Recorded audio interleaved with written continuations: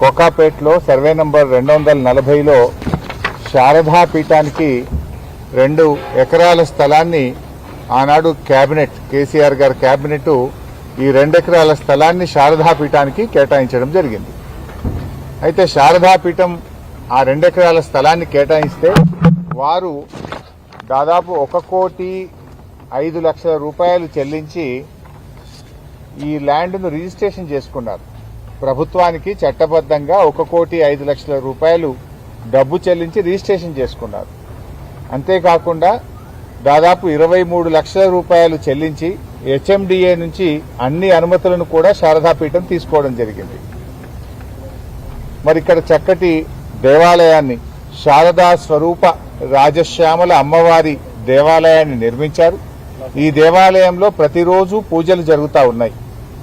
ఈ దేవాలయ ప్రారంభోత్సవంలో పెద్ద స్వామీజీ గారితో పాటు అనేక మంది హైకోర్టు న్యాయమూర్తులు, ఎంతో మంది ఉన్నత అధికారులు, భక్తులు అందరి సమక్షంలో ఈ దేవాలయ ప్రతిష్టా కార్యక్రమం జరిగింది.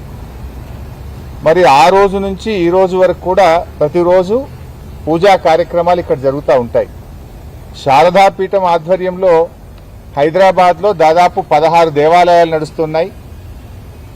లక్షలాది మంది భక్తులు హైదరాబాద్లో ఉన్నారు.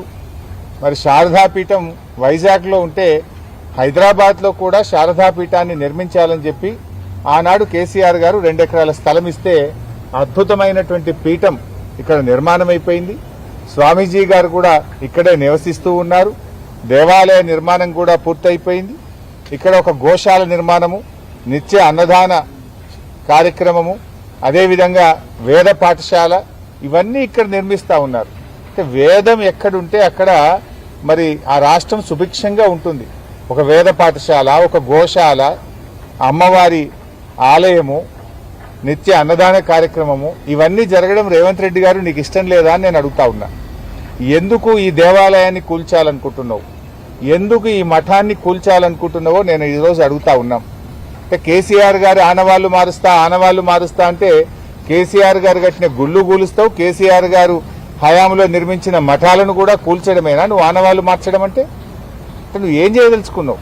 మఠాలు కూల్చేస్తావు, ఆలయాలు కూల్చేస్తావు, ఇక ఇవి కూల్చడమేనా నీ పాలన? నిన్న ఖమ్మంలో పేదల ఇల్లు కూల్చావు, హైడ్రా పేరిట హైదరాబాద్లో ప్రజల బతుకులు కూల్చావు. ఏ కూల్చడం తప్ప నీ జీవితంలో ఇంకేం రాదా? పేదల ఇల్లు కూల్చడము, మఠాలు కూల్చడము, దేవాలయాలు కూల్చడమే తప్ప నీ పాలనలో నిర్మాణం లేదా అని నేను అడుగుతా ఉన్నా. ఎందుకు ఇలా శారదాపీఠం వెంటబడ్డావు? ఇంకెక్కడ స్థలం లేదా నీకు? హైదరాబాద్ మెట్రో వాటర్ వర్క్స్ వాళ్ళు ఒకవేళ ఏదైనా డ్రింకింగ్ వాటర్కు చేయాలంటే ఇదే సర్వే నంబర్ 240 రోడ్ అవతల 17 ఎకరాల ప్రభుత్వ స్థలం ఉంది కదా. ఇప్పుడు రోడ్ యువతల మఠం ఉంది, రోడ్ అవతల 17 ఎకరాల ప్రభుత్వ స్థలం ఉంది. అక్కడ కట్టొచ్చు కదా. వాటర్ వర్క్స్ బిల్డింగ్ కట్టాలంటే, వాటర్ వర్క్స్ ఫెసిలిటీ చేయాలంటే అక్కడ కట్టొచ్చు కదా. అదేమో నీ అల్లునికి అప్పచెప్పినావు. ఇగో ఇది నేను సమాచార హక్కు చట్టంలో ఈ కోకాపేట్లో సర్వే నంబర్ 239, 240లో మైనింగ్ కోసం ఎవరికైనా భూములు కేటాయించారా అని నేనే అడిగాను. అడిగితే ఇది ప్రభుత్వం యొక్క సమాధానం. ఇందులో స్పష్టంగా చెప్పినారు, సర్వే నంబర్ 239, 240లో భాగ్యలక్ష్మి మైన్స్ అండ్ మినరల్స్ వారికి మేము 10 ఎకరాల భూమి కేటాయించామని చెప్పారు. కేటాయించింది 10 ఎకరాలు, కబ్జా పెట్టింది 17 ఎకరాలు. అఫ్కోర్స్ ఇదంతా మళ్ళా వేరే విషయం. ఓఆర్ఆర్కు 1 కిలోమీటర్ దూరంలో క్రషర్లు పెట్టకూడదని, ఎలాంటి మైనింగ్ యాక్టివిటీ చేయకూడదని గతంలోనే హెచ్ఎండిఏ ఉత్తర్వులు ఇచ్చింది. ఇది ఓఆర్ఆర్కు కిలోమీటర్ లోపలే ఉన్నా నీ అల్లుడికి అప్పచెప్పినవు. ఇది నువ్వు ఈ భాగ్యలక్ష్మి మైన్స్ అండ్ మినరల్స్ వెనుక ఎవరున్నారు? దీని వెనుక నీ అల్లుడి మనుషులు దీని వెనుక ఉన్నారు. దీని వెనుక దీపక్ రెడ్డి, కౌశిక్ రెడ్డి, నీ మేనల్లుడు రమేష్ రెడ్డి అనుచరులు ఈ క్రషర్ వెనుక ఉన్నారు. నీ మేనల్లునికి జాగి ఇయ్యడానికి 17 ఎకరాల భూమి మాత్రం నీకు దొరుకుతుంది. కానీ శారదాపీఠం ప్రజలకు ఇలా హిందూ ధర్మాన్ని ప్రచారం చేసేటువంటి శారదాపీఠం, భక్తులకు వేదికగా ఉన్న ఈ శారదాపీఠమే నీకు కనబడ్డదా కూల్చడానికి? వాటర్ వర్క్స్ కట్టడానికి నీ అల్లుడికి ఇచ్చిన క్రషర్ భూమి పనికిరాదా? అంటే నీ అల్లుడి అనుయాయులకు 17 ఎకరాల భూమి ఇస్తావు, క్రషర్లు పెడతావు. ఈ పక్కన బిల్డర్లందరూ నా అల్లుని దగ్గరనే కంకర కొనాలంటావు, నా అల్లుడి దగ్గర కొంటేనే మీకు అనుమతులు ఇస్తా అంటావు. అల్లుడికి ఇవ్వడానికి 17 ఎకరాలు దొరికింది, కానీ శారదాపీఠం 2 ఎకరాలు మాత్రం కూల్చడమేనా నీ పని? ఆడియచ్చు కదా 17 ఎకరాల్లో ఈ 2 ఎకరాలు ఎవరొద్దంటున్నారు? శారదాపీఠం 2 ఎకరాలే లాక్కోవాలనా? పీఠాన్ని కూల్చాలి, దేవాలయం కూల్చడమేనా నీ ధర్మం? ఇది ఎక్కడి పద్ధతి అని నేను ఈరోజు అడుగుతా ఉన్నా. అంటే హిందూ దేవాలయాలను మనం ఆ రకంగా కూల్చడం మంచిది కాదు. ఇవాళ బాధ ఏంటంటే రాత్రి నిన్న 11 గంటలకు పోలీసులు వచ్చారు ఇక్కడికి. రాత్రి 11 గంటలకు పోలీసులు ఎంఆర్ఓ వచ్చి కనీసం నోటీస్ లేదు, విషయం లేదు, అసలు ఈ ల్యాండ్ తీసుకుంటున్నారు అనేటువంటి విషయాన్ని పీఠాధిపతికి గాని ఈ పీఠాన్ని నిర్వాహకులకు గాని ఒక మాట కూడా చెప్పలేదు. పేపర్లో వచ్చిన వార్త, పేపర్లో కేబినెట్ లో నిర్ణయం అయిపోయిందని పేపర్లో వార్త. రాత్రి పోలీసులు ఎంఆర్ఓలు వచ్చేసినారు. నేను ఉదయం ఇక్కడ 8 గంటలకు ఏదో కూల్చేటట్టున్నారు సార్, తహసీల్దార్లు వచ్చిండ్రు, వందలాది మంది పోలీసులు వచ్చిందంటే పొద్దున్నే నేను ఇక్కడికి వచ్చిన.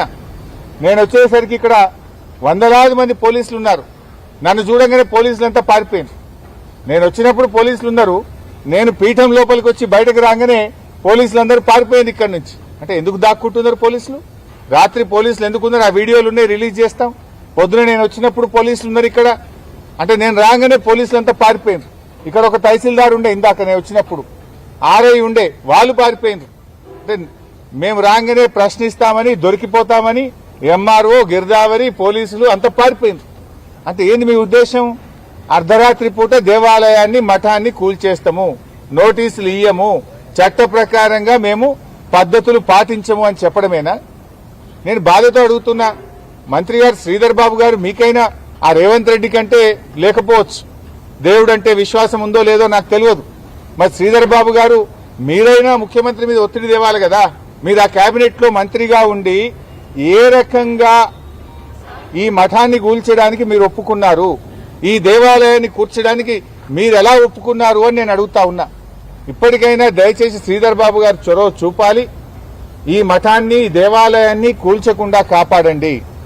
పక్కనే రేవంత్ రెడ్డి అల్లుడు రమేష్ రెడ్డి ఆయన అనుయాయులకు ఇచ్చిన 17 ఎకరాల భూమి ఉన్నది. అక్కడ కావాలంటే హైదరాబాద్ మెట్రో వాటర్ వర్క్స్ వాళ్ళకి ఆ ల్యాండ్ ఇచ్చి అక్కడ మీరు ఎంతైనా నిర్మాణం చేయండి, దానికి అభ్యంతరం లేదు. స్థలం లేక కాదు, మీరేదో కక్షతో చేస్తున్నారు. కేసీఆర్ గారు ఈ మఠానికి ల్యాండ్ ఇచ్చారు, కేసీఆర్ గారి హయాంలో ఈ దేవాలయం నిర్మించబడ్డది, కేసీఆర్ గారి ఆనవాళ్లు లేకుండా చేస్తా అని చెప్పి మఠాన్ని, దేవాలయాన్ని కూడా కూల్చేటువంటి కుట్రలకు పాల్పడతా ఉన్నావు. ఇలా కేసీఆర్ ఆనవాళ్ళైన రైతు బంధు బంద్ చేసినావు, కేసీఆర్ కిట్టు బంద్ చేసినావు, ఫీజు రియంబర్స్మెంట్ బంద్ చేసినావు, చివరికి ఆ గుడిని, మఠాన్ని కూడా వదలవా నువ్వు? ఇదేం సాంప్రదాయం అని అడుగుతా ఉన్నా. పొద్దున స్వామీజీ గారు చెప్తున్నారు, రోజు ఆలయంలో పూజలు జరుగుతుంటే మా బ్రాహ్మణులు వెళ్లి పూజకు వెళ్తుంటే పోలీసులు పూజ చేయొద్దని ఆపారట. ఈరోజు పూజను ఎట్లా ఆపుతారు? పూజ ఈరోజు జరుగుతుందా? సంవత్సరాల నుంచి ఆలయంలో పూజలు జరుగుతా ఉన్నాయి. ఈ రోజు ఉదయం పోలీసులు అడ్డుకొని మీరు పూజ చేయడానికి వీల్లేదు, దేవాలయంలో పూజ చేయడానికి వీల్లేదని చెప్పే హక్కు నీకెవడిచ్చిండు రేవంత్ రెడ్డి? నువ్వెవడివి? దేవాలయంలో పూజలు ఆపేంత మూర్ఖుడి వారు రేవంత్ రెడ్డి. నువ్వు ఏ రకంగా నువ్వు పూజలు ఆపుతావు? ఈరోజు మళ్లీ పీఠాధిపతి గారు వచ్చి పోలీసులతో ఘర్షణకు దిగి పోలీసులతో వాగ్యుద్ధం జరిగిన తర్వాత అరగంట తర్వాత గాని పూజకు అలో చేయలేదు. పూజలు ఆపే సంస్కృతి ఎక్కడిది? దేవాలయంలో ఏదైనా పూజలు ఆపుతాడా? ఇది ఎక్కడి పద్ధతి అని నేను రేవంత్ రెడ్డిని అడుగుతా ఉన్నా. ఎందుకు వందలాది మంది పోలీసులను అర్ధరాత్రి పూట ఇక్కడ ఎందుకు పెడుతున్నావు? కనీస పద్ధతి లేదా? దానికో విధానం లేదా? ఇదేం సంస్కృతి అని చెప్పి కూడా ఈరోజు నేను అడుగుతా ఉన్నా. రాత్రి 12:30కు లోపలికి ఎట్లా వస్తారు? రాత్రి 12:30కు నిన్న పోలీసులు లోపలికి వచ్చి ఏ రకంగా ప్రశ్నిస్తారు? ఏసీపీ గారు వచ్చి ఏ రకంగా భయభ్రాంతులకు గురి చేస్తాడు? దానికో పద్ధతి ఉండదా? భూమి తీసుకుంటే నోటీసు ఉండదా? మాట్లాడే దానికి సంస్కారం ఉండదా?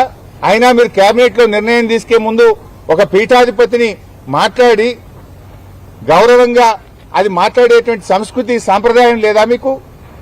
ఏవి మాట్లాడకుండానే నీ ఇష్టం వచ్చినట్టుగా కేబినెట్ లో నిర్ణయం తీసుకుంటావు. పీఠాన్ని కూలుస్తా, దేవాలయాన్ని కూలుస్తా, అన్నదాన సత్రాన్ని కూల్చేస్తా, వేరే పాఠశాలను కూల్చేస్తా అంటే మేము చూస్తూ ఊరుకోవడానికి సిద్ధంగా లేం.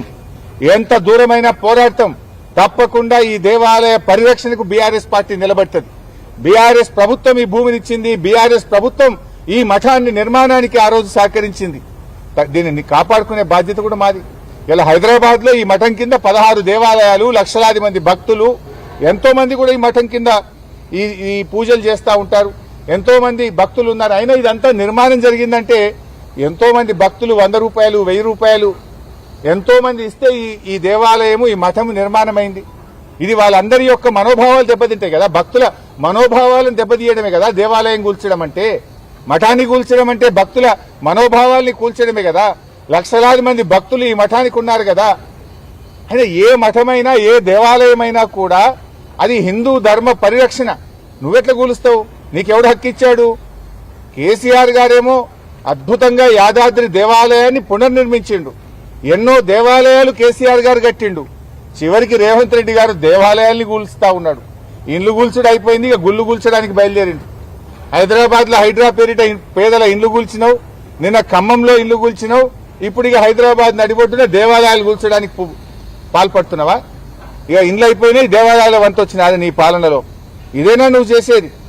ఈ దేవాలయ శంకుస్థాపనలో న్యాయమూర్తులు, హైకోర్టు ఉన్నత న్యాయస్థాన న్యాయమూర్తులు కూడా ఈ దేవాలయ ప్రారంభోత్సవంలో పాల్గొన్నారు. మరి ఆ న్యాయమూర్తులే సాక్ష్యం దీనికి. ఇక్కడ నువ్వు గుళ్ళు లేదనో ఇంకేదో చేయడం కాదు. అన్ని పత్రికల్లో, టీవీల్లో వార్తలు వచ్చినాయి, పత్రికల్లో వార్తలు ప్రచురించబడ్డాయి. న్యాయమూర్తుల సమక్షంలో పీఠాధిపతి గారి చేతుల మీదుగా ఇక్కడ ప్రతిష్టా కార్యక్రమం జరిగింది. నిత్య పూజా కార్యక్రమాలు జరుగుతూ ఉన్నాయి. ఇంత దుర్మార్గమైనటువంటి విధానాన్ని మానుకోవాలని, నిజంగా వాటర్ వర్క్స్ కు ఆ ల్యాండ్ అవసరం ఉంటే పక్కన నీ అల్లుడి భూమి, నీవు అల్లుడికి అక్రమంగా కట్టబెట్టిన 17 ఎకరాల భూమి ఉంది, అక్కడ హెచ్ఎండబ్ల్యూఎస్ వాటర్ వర్క్స్ కట్టు. ఎందుకంటే ఇది 2019వ సంవత్సరంలో కేసీఆర్ గారు శారదా పీఠానికి 2 ఎకరాలు ఇచ్చారు. ఈ భూమి ఇచ్చి దాదాపు 7 సంవత్సరాలు దాటింది. ఈ 7 సంవత్సరాల్లో 1,05,00,000 పెట్టి రిజిస్ట్రేషన్, గవర్నమెంట్ కట్టి రిజిస్ట్రేషన్ చేసుకున్నారు. హెచ్ఎండిఏకు 23 లక్షల రూపాయలు కట్టి అనుమతులు తెచ్చుకున్నారు. విద్యుత్ కనెక్షన్ తీసుకున్నారు. నిర్మాణాలన్నీ పూర్తయిపోయినాయి. ఇన్ని జరిగిన తర్వాత నువ్వు ఈ మఠాన్ని కూలుస్తామంటే, చూడండి, నువ్వు ఈ మఠాన్ని కూలుస్తామంటే ఎంతవరకు సబబు, ఏ రకంగా సబబు అవుతుందని నేను అడుగుతా ఉన్నా. ఇంత మంచిగా అమ్మవారికి రోజు పూజా కార్యక్రమాలు జరుగుతున్నాయి, నిర్మాణం జరిగిపోయింది. నువ్వు ఏది జరగనట్టుగా నువ్వు చిత్రీకరించి రాత్రికి రాత్రి కూల్చేసే ప్రయత్నం చేస్తే ఎవరు కూడా ఊరుకోవడానికి సిద్ధంగా లేరు. ఇది ఆ దేవాలయ ప్రతిష్టా కార్యక్రమం పెద్ద స్వామీజీ గారు చేశారు. న్యాయమూర్తులు కూడా అందరు ఇక్కడ మనం కనబడతా ఉన్నారు. ఇక్కడ వారందరి సమక్షంలో ఈ కార్యక్రమం జరిగింది. ఇంకోటి, ల్యాండ్ లేక కాదు కదా, భూమి లేక కాదు కదా. ఎందుకు పగబడుతున్నావు? దేవాలయాల మీద ఎందుకు పగబడుతున్నావు? కూల్చుడు నీకు రోజు ఒకటి కూలిస్తే తప్ప నిద్ర పట్టదు అయింది, తిన్నది అరగదు అయింది రేవంత్ రెడ్డి నీకు. ఇండ్లు కూలిస్తే, పేదలు రోడ్డు మీద పడితే నీకు కంటి మీద నిద్ర పడుతుందా? నిన్న ఖమ్మంలో కూలిస్తే ఈ బతుకులు 800 మంది జీవితాలు రోడ్డు మీద తెచ్చిన, ఇవాళ మళ్ళీ గూడెం పడబడ్డావు. పొద్దుగా లేస్తే కూలగొట్టుడేనా? ఇది ఇన్ఫర్మేషన్ యాక్ట్ లో నేను అడిగింది. ఇగో నీ అల్లునికి కట్టబెట్టిన కాగితం ఇది. ఇదే సర్వే నంబర్ 2019, 219, 220 సారీ 239, 240 సర్వే నంబర్లో పక్కనే భాగ్యలక్ష్మి మినరల్స్ పేరు మీద నీ అల్లునికి అక్రమంగా కట్టుబెట్టిన కాగితం ఇది. ఇది నేను నోటి మాట చెప్తలేను, ఆధారాలతో సహా చెప్తున్నా. పక్కన 17 ఎకరాల భూమి, రోడ్ అవతల 17 ఎకరాలు ఉంటుంది. నువ్వు రోడ్డు అవతలకి 2 ఎకరాలు ఎందుకు ఉంచుకుంటున్నావే? ఎందుకు ఈ శారదా పీఠం మీద పగబట్టినావు? ఎందుకు దేవాలయాల మీద పగబట్టినావు? ఇదే దొరికిందా? ఆ పక్కన 17 ఎకరాలను తీసుకో. ఇది కూడా అక్రమ మైనింగ్. యాక్చువల్ గా హెచ్ఎండిఏ రూల్స్ కు విరుద్ధంగా నువ్వు ఓఆర్ఆర్ కు కిలోమీటర్ దూరంలో నీ అల్లునికి ఇంత పెద్ద గుట్టలు అప్పచెప్పి కోట్లాది రూపాయల ప్రజాధనం కొల్లగొడతా ఉన్నారు. ఓపెన్ యాక్షన్ పెట్టొచ్చు కదా. ఏ రకంగా నామినేషన్ బేసిస్ లో నీ అల్లునికి 17 ఎకరాలు కట్టబెట్టినావు? అది ప్రజాధనం కాదా? యాక్షన్ పెడితే కోట్ల రూపాయలు ప్రభుత్వానికి ఆదాయం వస్తుండే. యాక్షన్ పెట్టకుండా లోపల కాగితం పెట్టించి 17 ఎకరాలు నీ అల్లుడికి ఇచ్చి గుట్టల్ని కొల్లగొడుతున్నావు. ఆ గుట్టలను కంకర చేసి నీ అల్లుడికి చుట్టూ కట్టి అన్ని రియల్ ఎస్టేట్ కంపెనీలు అల్లుని దగ్గరనే కంకర కొనాలని, లేకపోతే నీకు అనుమతులు రావని అక్రమ క్రషర్ పెట్టిస్తావు, అల్లుని కంకర అమిపిస్తావు. ఇదా నువ్వు చేసేది? నీ అల్లుడి మనుషులు. ఇది ప్రభుత్వం, నేను సమాచార హక్కు చట్టం కింద నేను అడుగుతూ ఇచ్చిన సమాధానం. ఇది ప్రజల ముందు పెట్టుకున్నా. దీనికి సమాధానం చెప్పు. క్యాన్సిల్ చేయి, అక్రమ క్రషర్ ను క్యాన్సిల్ చేయి.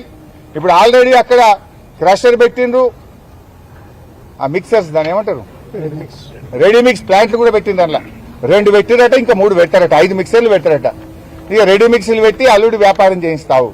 నీ అల్లుడి వ్యాపారం కోసం దేవాలయం కూలుస్తావా? నీ అల్లుడి కోసం పీఠాన్ని కూలుస్తావా? ఇదేం పద్ధతి అని నేను అడుగుతా ఉన్నా. తక్షణమే ఈ శారదా పీఠాన్ని, అమ్మవారి దేవాలయాన్ని కూల్చే ఆలోచన మానుకోండి. పొయ్యేగాలం దాపరిస్తే గిట్లాంటి ఆలోచనలే పుడతాయి. నీకేదో పొయ్యేగాలం దగ్గర పడ్డట్టుంది, అందుకే దేవుని తెరువు వస్తున్నావు. దేవుని తెరువు వచ్చినోడు ఎవడు దక్కడు. ఆ శాపం తగులుతుంది నీకు. నువ్వు ఇప్పటికైనా పిచ్చి పిచ్చి ఆలోచనలు బంద్ చేసి దేవాలయాల పరిరక్షణకు పూనుకో, దేవాలయాల నిర్మాణాన్ని చేయి. గాని కేసీఆర్ ఆనవాళ్లు జరిపేస్తా అనే పేరు మీద దేవాలయాన్ని కూలిస్తే ఎవరు కూడా చూస్తూ ఊరుకోవడానికి సిద్ధంగా లేం. నీకు అంతా వాటర్ వర్క్స్ నిర్మాణమే చేయాలనుకుంటే పక్కన అల్లుడి భూమి ఉన్న తీసుకో. నీ అల్లుంది, నీ అల్లునికి అక్రమంగా కట్టబెట్టిన భూమి తీసుకో, ఆడ హెచ్ఎండబ్ల్యూఎస్ వాటర్ వర్క్స్ నిర్మాణం చేయాలని చెప్పి కోరుతూ ఈ ఆలోచన విరమించుకోవాలని, మరి శ్రీధర్ బాబు గారు చొరవ చూపాలని నేను ఆయన ప్రత్యేకంగా డిమాండ్ చేస్తా ఉన్నా. లేదంటే పెద్ద ఎత్తున భక్తులందరం కలిసి మరి ఈ ప్రభుత్వానికి వ్యతిరేకంగా మరి కార్యక్రమాలు చేపట్టవలసి వస్తుంది. అంత దూరం పోకుండా ఈ పిచ్చి ఆలోచనలు, దేవాలయాలు కూల్చాలనే ఆలోచనను తక్షణమే విరమించుకోవాలని చెప్పి డిమాండ్ చేస్తుంది. ఆధ్వర్యంలో హైదరాబాద్ లో దాదాపు 16 దేవాలయాలు నడుస్తున్నాయి. లక్షలాది మంది భక్తులు హైదరాబాద్ లో ఉన్నారు. మరి శారదాపీఠం వైజాగ్ లో ఉంటే హైదరాబాద్ లో కూడా